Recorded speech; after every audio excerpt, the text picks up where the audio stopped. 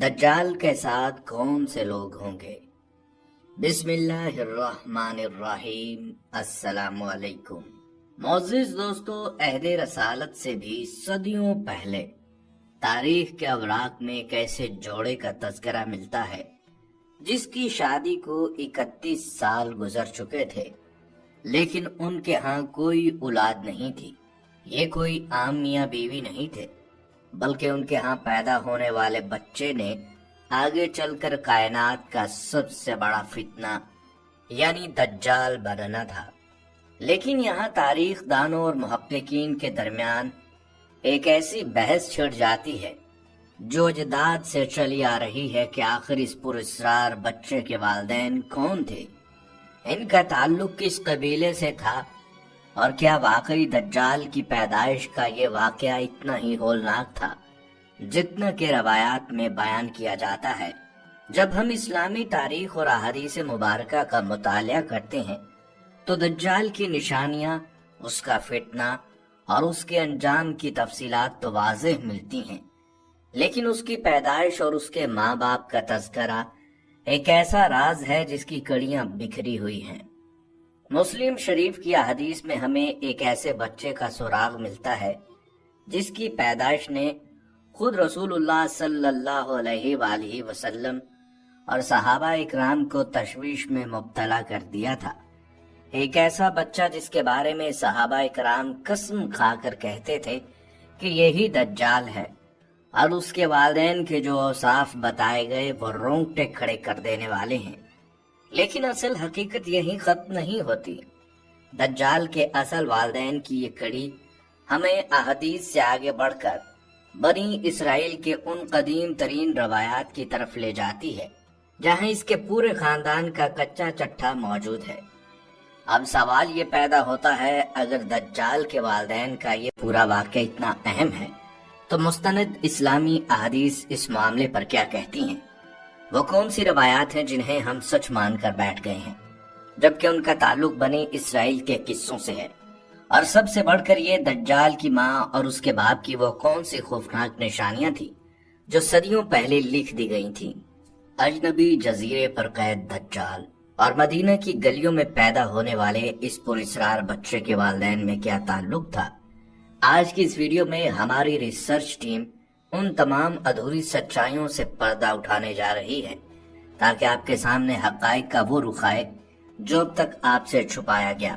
معزز دوستو، دجال کے والدین کی اس اصل حقیقت کو جاننے کے لیے اور یہ سمجھنے کے لیے کہ روایات میں ان کا تذکرہ کیوں اور کیسے آیا، ہمیں سب سے پہلے تاریخ کے اس سب سے بڑے واقعے کا رخ کرنا ہوگا جس نے مدینہ منورہ میں ہلچل مچا دی تھی۔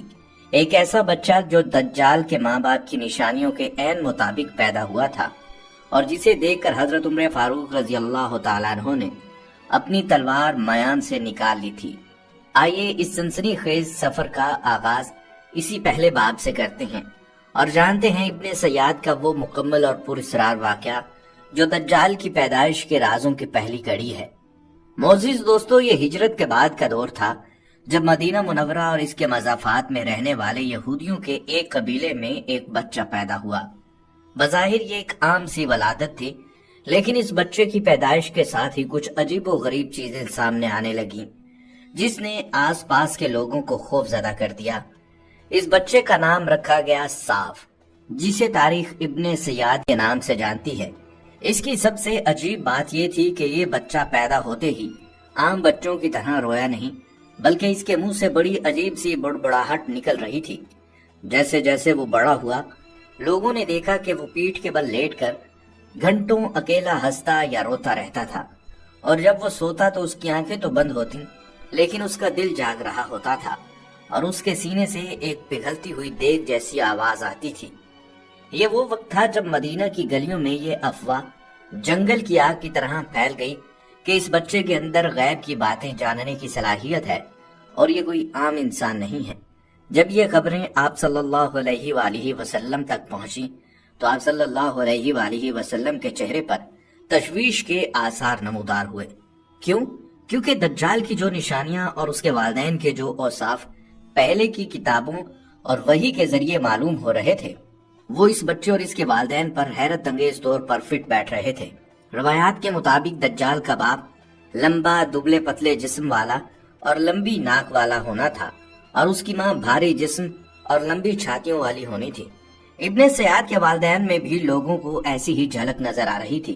یہی وجہ تھی کہ آپ صلی اللہ علیہ وآلہ وسلم نے خود اس معاملے کی حقیقت جاننے کا فیصلہ فرمایا۔ ایک دن نبی کریم صلی اللہ علیہ وآلہ وسلم حضرت ابی بن کعب رضی اللہ تعالیٰ عنہ کو ساتھ لے کر ابن سیاد کے گھر کی طرف روانہ ہوئے۔ وہ اس وقت کھجور کے ایک باغ میں لیٹا ہوا کچھ گنگنا رہا تھا۔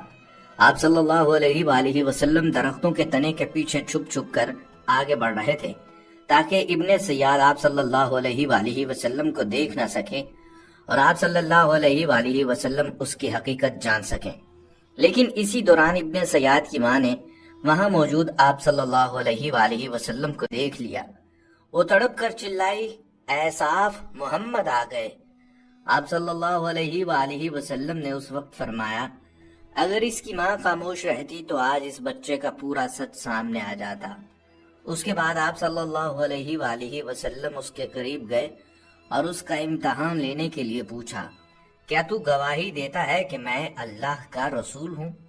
اس پر اصرار بچے نے آپ صلی اللہ علیہ وآلہ وسلم کی طرف دیکھا اور انتہائی گستاخانہ لہجے میں کہا، میں گواہی دیتا ہوں کہ آپ امیوں کے رسول ہیں۔ پھر اس نے آپ صلی اللہ علیہ وآلہ وسلم سے پوچھا، کیا آپ گواہی دیتے ہیں کہ میں اللہ کا رسول ہوں؟ اس بچے کی یہ جرت دیکھ کر وہاں موجود حضرت عمر فاروق رضی اللہ تعالیٰ عنہ کا جلال دیکھنے کے قابل تھا۔ انہوں نے فوری اپنی تلوار میان سے نکالی اور عرض کیا، یا رسول اللہ صلی اللہ علیہ وآلہ وسلم، مجھے اجازت دیجیے کہ میں اس منافق کی گردن اڑا دوں۔ لیکن کائنات کے سردار حضرت محمد صلی اللہ علیہ وآلہ وسلم نے حضرت عمر رضی اللہ تعالیٰ عنہ کا ہاتھ روک دیا اور ایک ایسا جملہ ارشاد فرمایا جو رہتی دنیا تک کے لیے ایک گہرا راز بن گیا۔ آپ صلی اللہ علیہ وآلہ وسلم نے فرمایا، اے عمر، اگر یہ وہی دجال ہے تو تم اس پر قابو نہ پا سکو گے، کیونکہ اسے عیسیٰ علیہ السلام قتل کریں گے، اور اگر یہ وہ نہیں ہے تو اسے قتل کرنے میں تمہارے لیے کوئی خیر نہیں۔ ابن سیاد کا یہ پر اسرار راز یہیں ختم نہیں ہوتا۔ وہ مدینہ میں بڑا ہوا، اس نے اسلام کا دعویٰ بھی کیا، لیکن صحابہ ہمیشہ اسے شک کی نگاہ سے دیکھتے رہے، یہاں تک کہ جنگ ہرا کے موقع پر وہ اچانک مدینہ سے ایسا غائب ہوا کہ تاریخ کی کتابوں میں اس کا دوبارہ کوئی سراغ نہیں ملا۔ مدینہ کے اس واقعے نے سب کو ہلا کر رکھ دیا تھا۔ اگر ابن سیاد دجال تھا تو وہ کہاں غائب ہو گیا، اور اگر وہ دجال نہیں تھا تو پھر اصل دجال کہاں ہے؟ کیا وہ دنیا میں کہیں قید ہے؟ دوستو، ابن سیاد کے غائب ہونے کے کچھ ہی عرصے بعد سمندر کے خوفناک طوفان سے ابلتی ہوئی ایک سچی داستان سامنے آئی، جس نے دجال کے وجود کو بالکل نیا موڑ دے دیا۔ ایک ایسی ملاقات جو بحر ہند کے گمنام جزیرے پر زنجیروں میں جکڑے ہوئے اصل دجال سے ہوئی۔ آئیے چلتے ہیں اس سمندری سفر پر اور جانتے ہیں حضرت تمیم داری رضی اللہ تعالیٰ عنہ کا وہ سنسنی خیز اور مستند واقعہ جس نے دجال کی قید کا سارا سچ کھول کر رکھ دیا۔ یہ ہجرت کا دور تھا۔ حضرت تمیم داری رضی اللہ تعالیٰ عنہ جو اس وقت تک عیسائی تھے، اپنے قبیلے کے 30 افراد کے ساتھ ایک بحری سفر پر روانہ ہوئے۔ کسی کے وہم و گمان میں بھی نہیں تھا کہ یہ عام سا تجارتی سفر تاریخ کے سب سے بڑے راز سے پردہ اٹھانے والا ہے۔ جیسے ہی جہاز کھلے سمندر میں پہنچا، ایک ہولناک طوفان نے انہیں اپنی لپیٹ میں لے لیا۔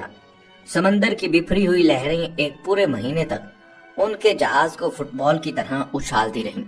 کوئی نہیں جانتا تھا کہ وہ کس سمت جا رہے ہیں۔ ایک مہینے کی ہولناک مسافت کے بعد جب طوفان تھما تو سورج کی پہلی کرن کے ساتھ ہی انہیں سمندر کے بیچوں بیچ ایک گمنام جزیرہ نظر آیا۔ انہوں نے جان بچانے کے لیے اپنی چھوٹی کشتیاں نکالی اور اس پر اسرار جزیرے کے ساحل پر اتر گئے۔ ساحل پر قدم رکھتے ہی ان کا سامنا ایک ایسی عجیب و غریب مخلوق سے ہوا جس کو دیکھ کر ان کے جسم میں خوف کی لہر دوڑ اٹھی۔ وہ ایک ایسا جاندار تھا جس کے پورے جسم پر اتنے گھنے بال تھے کہ یہ پہچاننا ناممکن تھا کہ اس کا منہ کس طرف ہے اور پیٹھ کس طرف۔ ان مسافروں نے ڈرتے ڈرتے پوچھا، تیرا ستیہ ناس ہو تو کیا چیز ہے؟ उस मखलूक ने इंसानों की जुबान में जवाब दिया, मैं जसासा हूँ यानी जासूस। उन्होंने पूछा, कैसा जासूस? उसने किसी सवाल का जवाब देने की बजाय जंगल के दरमियान मौजूद एक पुरानी खानकाह की तरफ इशारा किया और कहा, इस खानकाह में एक शख्स मौजूद है जो तुम्हारी खबरों का बड़ी बेताबी से इंतजार कर रहा है, वहां जाओ। अब मुसाफिरों का खौफ दुगना हो चुका था। उन्हें लगा ये मखलूक कोई शैतान है, लेकिन तजस्सुस उन्हें खींचकर उस वीरान खानकाह के दरवाजे तक ले गया। जैसे ही वो खानकाह के अंदर दाखिल हुए, उन्होंने जिंदगी का सबसे होलनाक मंजर देखा। वहां एक इतने बड़े और भारी जिस्म का इंसान मौजूद था जो उन्होंने जिंदगी में कभी नहीं देखा था। उसके दोनों हाथ उसकी गर्दन के साथ और घुटनों से लेकर टखनों तक का हिस्सा लोहे की मोटी मोटी जंजीरों से इस तरह जकड़ा हुआ था कि वो हिल भी नहीं सकता था। इस कैदी ने इन मुसाफिरों को देखकर पहला सवाल किया, तुम कहाँ से आए हो? उन्होंने कहा, हम अरब के रहने वाले हैं। इसके बाद उस पुरस्रार कैदी ने उनसे चंद ऐसे सवालात पूछे जिन्होंने दुनिया के मुस्तकबिल का नक्शा खींच दिया। उसने पूछा, मुझे बिसान के खजूर के बागों के बारे में बताओ, क्या वो अब भी फल दे रहे हैं? उन्होंने कहा, हाँ। उसने कहा, अनकरीब वो वक्त आएगा जब वो फल देना बंद कर देंगे। उस कैदी ने फिर पूछा, मुझे बहेरा तिब्रिया और ज़गर के चश्मे के बारे में बताओ, क्या उनमें पानी है? उन्होंने कहा, हाँ, बहुत पानी है। उसने कहा, उनका पानी भी अनकरीब खुश्क हो जाएगा। फिर उसने वो आखिरी सवाल पूछा जिसने मुसाफिरों के दिलों पर लर्जा तारी कर दिया। उसने पूछा, मुझे उम्मियों के उस नबी के बारे में बताओ, उनका क्या हाल है? उन्होंने जवाब दिया, वो मक्का से हिजरत करके मदीना जा चुके हैं और अरब उनके सामने सरे तस्लीम खम कर रहा है। ये सुनकर उस जंजीरों में जकड़े वजूद की आंखों में एक अजीब चमक आई। उसने कहा, अगर उन्होंने ऐसा किया तो यही उनके लिए बेहतर है। अब सुनो, मैं ही मसीह दज्जाल हूँ और मुझे बहुत जल्द यहाँ से निकलने की इजाजत मिलने वाली है।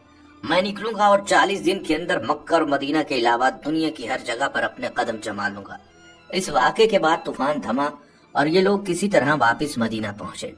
हजरत तमीम दारी रज़ी अल्लाह तआला अन्हु ने बारगाह रसालत में हाजिर होकर जब ये सारा माजरा सुनाया तो नबी करीम सल्लल्लाहु अलैहि वसल्लम ने खुशी से अपने मिंबर पर हाथ मारा और फरमाया, तमीम दारी की इस बात ने मेरी इस पेशगोई की तस्दीक कर दी जो मैं दज्जाल के बारे में तुम्हें बताता रहा कि वो शाम या यमन के समंदर में मौजूद है। तमीम दारी रज़ी अल्लाह तआला अन्हु का ये वाक़या साबित करता है कि दज्जाल कोई वहम नहीं बल्कि एक जीता जागता वजूद है जो सदियों से समंदर के किसी पोशीदा कोने में कैद है। लेकिन अब यहाँ आकर कहानी एक ऐसा मोड़ लेती है जहाँ बड़े बड़े मुहक्किकीन के जहन चकरा जाते हैं। अगर दज्जाल एक इंसान है और वो सदियों से वहाँ कैद है तो वो पैदा कब हुआ था? इस जजीरे पर कैद होने से पहले उसका बचपन कहाँ गुजरा? और सबसे बड़ा सवाल, आखिर उसके माँ बाप कौन थे जिनकी गोद में ये कायनात का सबसे बड़ा फितना परवान चढ़ा? इंटरनेट पर दज्जाल के वालिदैन के हवाले से अहादीस के नाम पर जो कहानियां सुनाई जाती हैं, इनकी असल हकीकत क्या है? आइए अब चलते हैं इस सफर के सबसे अहम और सनसनीखेज हिस्से की तरफ, जहां हम दज्जाल के माँ बाप की असल हकीकत और बनी इसराइल की रवायात का सारा सच आपके सामने रखने जा रहे हैं। मोअज़्ज़िज़ दोस्तों, अगर हम रसूलुल्लाह सल्लल्लाहु अलैहि वसल्लम की मुस्तनद और सही अहादीस से मुबारका का मुतालिया करें तो दज्जाल के वालिदैन के हवाले से कोई तफसीली वाक़या मौजूद नहीं। नबी करीम सल्लल्लाहु अलैहि वसल्लम ने दज्जाल के फितने, इसके हुलिये, इसके गधे, इसकी आंख और इसके अंजाम की एक एक तफसील तो बयान फरमाई, लेकिन इसके माँ बाप की कोई मुस्तकिल दास्तान से हैसियत की सही रवायात में नहीं मिलती। तो फिर सवाल ये पैदा होता है कि दुनिया भर में दज्जाल के माँ बाप का जो वाक़या इस कदर मशहूर है वो आखिर आया कहाँ से? इस राज का सुराग हमें तारीख की उन किताबों में मिलता है जिन्हें इसराइलियात या बनी इसराइल की रवायात कहा जाता है। यहूदियों और ईसाइयों की कदीम तारीखी और मजहबी किताबों और बाज़ ज़ईफ या तारीखी किस्सों में दज्जाल की पैदाइश का एक पूरा पस मंजर बयान किया गया है। इन रवायात के मुताबिक दज्जाल का ताल्लुक बनी इसराइल के एक ऐसे कबीले से था जो अपनी बदअमलियों की वजह से तबाह हुआ, जिसे कबीला दान भी कहा जाता है। इन किस्सों में लिखा है कि इसके वालिदैन ने 30 साल से ज्यादा का अरसा बे औलादी में गुजारा वो दोनों जिस्मानी तौर पर इंतहाई अजीब व गरीब औसाफ के मालिक थे और उनके यहाँ जब बच्चा पैदा हुआ तो वो बचपन से ही इंसानों के लिए नुकसानदेह साबित होने लगा। चूंकि ये रवायात बनी इसराइल के किस्सों से ली गई हैं, इसलिए इस्लामी उसूल हदीस के मुताबिक हम ना तो इनकी मुकम्मल तस्दीक कर सकते हैं और ना ही इन्हें झुठला सकते हैं, बल्कि इन्हें सिर्फ एक तारीखी मालूमाती पस मंजर के तौर पर देखा जाता है। अगर हम उन तमाम कड़ियों को आपस में जोड़ें तो तस्वीर बिल्कुल साफ हो जाती है। अहद नबी में मदीना के लोग इब्ने सयाद के वालिदैन को दज्जाल के माँ बाप इसलिए समझ रहे थे क्योंकि उनका हुलिया और उनके हालात उन इसराइली रवायात और पेशगोइयों के ऐन मुताबिक थे जो उस दौर के यहूदियों में मशहूर थी। लेकिन जैसा कि हमने पहले हिस्से में देखा, इब्ने सयाद का मामला दज्जाल का एक अलामती फितना था, जबकि असल दज्जाल वो पुरस्रार वजूद है जो हजरत तमीम दारी रज़ी अल्लाह तआला अन्हु के वाक़े के मुताबिक समंदर के किसी पोशीदा जजीरे पर सदियों से कैद है। लिहाजा दज्जाल की पैदाइश और इसके वालिदैन की दास्तानें दरअसल तारीख, इसराइली रवायात और इब्ने सयाद के वाक़े का एक ऐसा अमेज़ा है जिसे वक्त के साथ साथ एक मुकम्मल कहानी की शक्ल दे दी गई। सच यही है कि अल्लाह रब्बुल इज्जत ने दज्जाल की पैदाइश के वक्त और इसके वालिदैन को एक गैबी राज रखा है ताकि इंसान का पूरा ध्यान उसके फितने से बचने पर हो, ना कि उसके माजी की खोज पर। दोस्तों, दज्जाल का माजी चाहे कितना ही पुरस्कार हो, लेकिन उसका मुस्तकबिल बिल्कुल वाज़ेह और तयशुदा है। वो जब भी अपनी कैद से आजाद होगा, जमीन पर ऐसा फितना बर्पा करेगा जिसकी मिसाल आदम अलैहिस्सलाम से लेकर कयामत तक नहीं मिलती। लेकिन एक सच्चे मोमिन के लिए इस फितने से डरने की बजाय इन तदाबीर को जानना जरूरी है जो कायनात के सरदार हजरत मोहम्मद सल्लल्लाहु अलैहि वसल्लम ने हमें सिखाई। आखिर दज्जाल का अंजाम क्या होगा? वो कौन सी सूरह है जो इसके खिलाफ हमारा सबसे बड़ा हथियार है? आइए चलते हैं इस सफर के आखिरी और सबसे अहम हिस्से की तरफ और जानते हैं फितने दज्जाल से बचाव का वो वाहिद रास्ता जो हमें इस होलनाकी से महफूज रख सकता है। दोस्तों, जब दज्जाल अपनी कैद से आजाद होगा तो वो जमीन पर खुदा होने का दावा करेगा। वो मुर्दों को जिंदा करके दिखाएगा, उसके इशारे पर बादल बरसेंगे और जमीन अपने खजाने उगल देगी। ये फितना इतना शदीद होगा कि इंसान अपने ईमान को बचाने के लिए पहाड़ों का रुख करेंगे। वो दुनिया के चक्कर काटता हुआ बिलाखिर शाम और फलस्तीन की सरहद पर पहुंचेगा और यही वो जगह होगी जहां तारीख का सबसे बड़ा मार्का जन्म लेगा। जब इंसान मायूस हो चुके होंगे तब दमिश्क के मशरकी सफेद मीनार पर कायनात के एक अजीम पैगंबर हजरत ईसा अलैहिस्सलाम का नुज़ूल होगा। दज्जाल हजरत ईसा अलैहिस्सलाम को देखते ही इस तरह पिघलना शुरू होगा जैसे नमक पानी में पिघलता है। वो अपनी जान बचाने के लिए भागेगा, लेकिन लुद के मुकाम पर हजरत ईसा अलैहिस्सलाम का नेज़ा उसके वजूद के आर पार हो जाएगा और इस तरह कायनात के सबसे बड़े फितने का हमेशा हमेशा के लिए खात्मा हो जाएगा। दज्जाल का अंजाम तो तयशुदा है, लेकिन हमारे लिए सबसे बड़ा सबक ये है कि हम अपने और अपनी नस्लों के ईमान को इस फितने से कैसे महफूज रखें। कायनात के सरदार हजरत मोहम्मद मुस्तफ़ा सल्लल्लाहु अलैहि वसल्लम ने हमें अंधेरों में नहीं छोड़ा, बल्कि इस फितने से बचने का ऐसा नुस्खा अता फरमाया जो हर मोमिन की ढाल है। आप सल्लल्लाहु अलैहि वसल्लम ने फरमाया कि जो शख्स हर जुमा के दिन सूरह कहफ की तिलावत करेगा या इसकी पहली और आखिरी 10 आयत को हिफ्ज़ कर लेगा, दज्जाल उसका कुछ नहीं बिगाड़ सकेगा। इसके अलावा नमाज के आखिर में फितने दज्जाल से पनाह मांगने की दुआ सिखाई गई। ये वो हथियार है जो मादी नहीं बल्कि रूहानी है, हर मोमिन को अंदरूनी तौर पर मजबूत करेंगे। लेकिन सवाल ये पैदा होता है कि जब वो फितना जमीन पर मादी तौर पर सामने खड़ा होगा तो जिस्मानी हिफाजत के लिए मुसलमानों को क्या करना होगा? कायनात के सरदार हजरत मोहम्मद सल्लल्लाहु अलैहि वसल्लम ने हमें उस वक्त के लिए भी मुतबादल रास्ते बताए हैं। आप सल्लल्लाहु अलैहि वसल्लम का पहला और सबसे बड़ा हुक्म ये है कि जो शख्स दज्जाल की आमद के बारे में सुने वो उसके सामने जाने की कोशिश हरगिज ना करे, बल्कि उससे दूर भागे, चाहे उसका ईमान कितना ही मजबूत क्यों ना हो। वो दज्जाल के फरेब और जादू को देखकर गुमराह हो सकता है। इस वक्त दुनिया में सिर्फ 2 जगहें ऐसी हैं जहां दज्जाल चाहकर भी कदम नहीं रख सकेगा, और वो है मक्का मुकरमा और मदीना मुनव्वरा।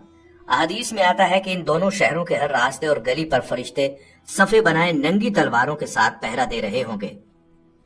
जो मुसलमान उस वक्त वहां मौजूद होंगे वो अमन में होंगे। लेकिन यहाँ तारीख का एक ऐसा सनसनीखेज सच सामने आता है जो बहुत कम लोग जानते हैं। लोग समझते हैं कि दज्जाल मदीना में दाखिल नहीं हो सकेगा तो मदीना के तमाम लोग बच जाएंगे, लेकिन सच्चाई इससे मुख्तलिफ है। रवायात के मुताबिक दज्जाल मदीना के बाहर जबले हबशी के पास आकर अपना पड़ाव डालेगा اور وہاں موجود ایک شوریدہ بنجر زمین پر کھڑا ہو کر مدینہ کی طرف اشارہ کرے گا اور اپنے پیروکاروں سے کہے گا، کیا تم اس سفید محل کو دیکھ رہے ہو؟ وہ احمد محمد صلی اللہ علیہ وآلہ وسلم کی مسجد ہے۔ اس کے بعد مدینے کی زمین پر 3 بڑے زلزلے آئیں گے۔ یہ زلزلے کسی تباہی کے نہیں ہوں گے، بلکہ یہ مدینے کی زمین کو پاک کرنے کے لیے ہوں گے۔ ان زلزلوں کے خوف سے جتنے بھی منافق کمزور ایمان ان زلزلوں کے خوف سے جتنے بھی منافق کمزور ایمان والے اور دجال سے مرعوب ہونے والے مرد اور عورتیں ہوں گی، وہ خود بخود مدینہ سے نکل کر دجال کے لشکر میں شامل ہوں گے۔ اس دن کو تاریخ میں یوم خلاص یعنی پاک ہونے کا دن کہا گیا ہے، یعنی مدینہ کی حدود کے اندر صرف وہی بچ پائے گا جو اپنے ایمان میں سچا ہوگا۔ اب ذرا ان مسلمانوں کا سوچئے جو مکہ اور مدینہ سے دور دنیا کے دوسرے کونوں میں آباد ہوں گے، وہ اپنی جان اور ایمان کیسے بچائیں گے؟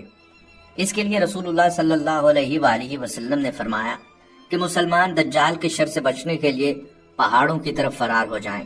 ام المومنین حضرت ام سلمہ رضی اللہ تعالیٰ عنہ فرماتی ہیں کہ میں نے آپ صلی اللہ علیہ وآلہ وسلم سے پوچھا، یا رسول اللہ صلی اللہ علیہ وسلم، اس دن عرب کے لوگ کہاں ہوں گے؟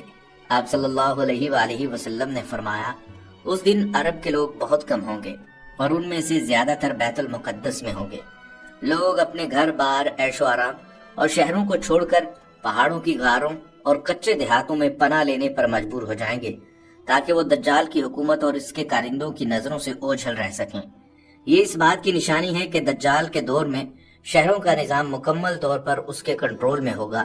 جو اس کی اطاعت نہیں کرے گا اسے قحط اور بھوک کا سامنا کرنا پڑے گا۔ یہ وہ دور ہوگا جب دنیا میں دجال کی وجہ سے شدید ترین قحط پڑے گا۔ وہ جہاں سے گزرے گا اپنے ماننے والوں کو غلہ اور سونا دے گا اور نافرمانوں کی زمینیں بنجر کر دے گا۔ صحابہ کرام نے پوچھا، یا رسول اللہ صلی اللہ علیہ وسلم، اگر ایسا قحط ہوگا تو اس وقت مسلمانوں کی غذا کیا ہوگی؟ وہ کیسے زندہ رہیں گے؟ کائنات کے سردار حضرت محمد صلی اللہ علیہ وآلہ وسلم نے ایک ایسا جواب دیا جو عقل کو دنگ کر دیتا ہے۔ آپ صلی اللہ علیہ وآلہ وسلم نے فرمایا، ان کی غذا وہی ہوگی جو آسمانوں کے فرشتوں کی غذا ہے، یعنی تسبیح، تقدیس، تقریب اور تحمید، سبحان اللہ، الحمدللہ، لا الہ الا اللہ، اللہ اکبر۔ جو مسلمان اس دور میں اللہ کا ذکر کثرت سے کرے گا، اللہ تعالیٰ اس کے ذکر کے اندر ہی وہ طاقت رکھ دے گا کہ انسان کو نہ تو بھوک کا احساس ہوگا اور نہ ہی پیاس کا۔ یہ وہ غیبی اور مادی حقائق ہیں جو دجال کے نظام کو توڑنے کے لیے ہر مسلمان کے پاس آخری ہتھیار کے طور پر موجود ہوں گے۔ دوستو، جب ہم دجال کے مادی نظام اور مسلمانوں کے ہجرت کے حالات کو سمجھ لیتے ہیں تو ذہن میں یہ سوال آتا ہے کہ یہ فتنہ آخر دنیا کے کس کونے سے اچانک نمودار ہوگا؟ رسول اللہ صلی اللہ علیہ وسلم نے اس کی جغرافیائی لوکیشن بھی بالکل واضح فرما دی۔ احادیث مبارکہ کے مطابق دجال مشرق کی طرف سے نمودار ہوگا اور اس کے خروج کی خاص جگہ ایران کا شہر اصفہان ہوگا، جس کے ایک مخصوص علاقے کو تاریخ میں یہودیہ کہا گیا ہے۔ جامع ترمذی کی روایت کے مطابق آپ صلی اللہ علیہ وآلہ وسلم نے فرمایا کہ دجال مشرق کے ایک ایسے ملک سے نکلے گا جسے خراسان کہا جاتا ہے، اور اس کا آغاز اصفہان کی سرزمین سے ہوگا۔ وہ اپنے ابتدائی سفر میں عراق اور شام کے درمیان کے ایک راستے پر پہنچ کر باقاعدہ اپنے فتنے کا اعلان کرے گا اور دائیں بائیں ہر طرف سے تباہی پھیلانا شروع کر دے گا۔ لیکن دجال اکیلا نہیں ہوگا، بلکہ اس کے ساتھ ایک بہت بڑا اور منظم لشکر ہوگا۔ اصفہان سے نکلتے ہی اس کا سب سے پہلا اور بڑا ہدف وہاں کے مقیم لوگ ہوں گے۔ صحیح مسلم کی حدیث میں آتا ہے کہ اصفہان کے 70,000 یہودی دجال کا ساتھ دیں گے، جنہوں نے اپنے سروں اور کندھوں پر سبز رنگ کی بھاری چادریں اوڑھ رکھی ہوں گی، جنہیں تیالسا کہا جاتا ہے۔ یہ وہ لوگ ہوں گے جو صدیوں سے اپنی کتابوں کی پیش گوئیوں کے مطابق اپنے ایک نجات دہندہ یا بادشاہ کا انتظار کر رہے ہیں، اور جیسے ہی دجال غیر معمولی شیطانی طاقتوں کے ساتھ نمودار ہوگا، یہ اسے اپنا وہی بادشاہ تسلیم کر کے اس کے جھنڈے تلے جمع ہو جائیں گے۔ یہ دجال کی فوج کا سب سے مضبوط اور مادی بازو ہوگا۔ ان یہودیوں کے علاوہ دجال کے لشکر میں دو ایسے گروہ سب سے زیادہ تعداد میں شامل ہوں گے جنہیں دیکھ کر ہر مومن کا دل دہل جائے گا۔ پہلا گروہ جاہل بدوؤں اور دیہاتیوں کا ہوگا۔ دجال ان کے پاس جا کر کہے گا، اگر میں تمہارے مرے ہوئے ماں باپ کو زندہ کر دوں تو کیا تم مجھے رب مانو گے؟ وہ کہیں گے ہاں۔ تب دجال کے شیاطین ان کے والدین کی شکل اختیار کر کے زمین سے نکلیں گے اور کہیں گے، اے میرے بیٹے، اس کی اطاعت کرو، یہی تمہارا رب ہے۔ اس مادی فریب میں آ کر لاکھوں جاہل لوگ اس کے پیچھے چل پڑیں گے۔ اور دوسرا سب سے بڑا گروہ جو دجال کا نوالا بنے گا وہ خواتین کا ہوگا۔ آپ صلی اللہ علیہ وآلہ وسلم نے فرمایا کہ دجال مرج قنات یعنی مدینہ کے پاس ایک جگہ میں پڑاؤ ڈالے گا تو اس کی طرف بھاگنے والوں میں اکثریت عورتوں کی ہوگی۔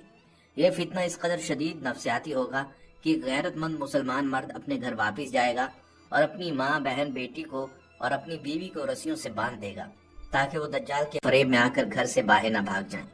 یہ دجال کے لشکر کی وہ خوفناک حقیقت ہے جو ظاہر کرتی ہے کہ اس دور میں فتنہ کتنا مادی اور کتنا نفسیاتی ہوگا۔ حدیث میں دجال کے لشکر کی ایک اور عجیب نشانی یہ بتائی گئی ہے کہ اس کے ساتھ ایسے لوگ بھی ہوں گے جن کے چہرے طے بتہ ڈھال کی طرح چوڑے اور گوشت دار ہوں گے، ان کی ناکیں چپٹی ہوں گی۔ تاریخ دانوں اور محققین کے مطابق یہ حلیہ وسطی ایشیا کے بعض قدیم جنگجو قبیلوں جیسے تتاری یا منگول نسل کے لوگوں سے ملتا جلتا ہے۔ یعنی دجال دنیا کے مختلف خطوں سے جاہل، لالچی، مادہ پرست اور کفر پر قائم رہنے والے انسانوں کو اپنے سحر میں جکڑتا جائے گا، اور اس کا یہ لشکر ایک ایسے سیلاب کی طرح بڑھے گا جسے روکنا اس وقت کی مادی حکومتوں کے بس میں نہیں رہے گا۔ بہرحال دوستو، دجال کا یہ لشکر اور اس کا فتنہ چاہے کتنا ہی ہولناک کیوں نہ ہو، ایک سچے مومن کا ایمان ان تمام مادی طاقتوں پر بھاری ہے۔ اللہ رب العزت سے دعا ہے کہ وہ ہمیں، ہماری نسلوں کو اور پوری امت مسلمہ کو فتنے کے اس دور میں اپنے حفظ و امان میں رکھے۔ اللہ تعالی ہمارے ایمان کو وہ مضبوطی عطا فرمائے کہ ہم سچ اور جھوٹ کے فرق کو پہچان سکیں، اور ہمیں کائنات کے سردار حضرت محمد صلی اللہ علیہ وآلہ وسلم کی بتائی ہوئی تدابیر پر عمل کرنے کی توفیق عطا فرمائے۔ دوستو، یہ ویڈیو ہماری پوری ٹیم نے دن رات کی محنت سے صرف اس لیے پیش کی ہے تاکہ ہم سب کا ایمان بیدار ہو سکے۔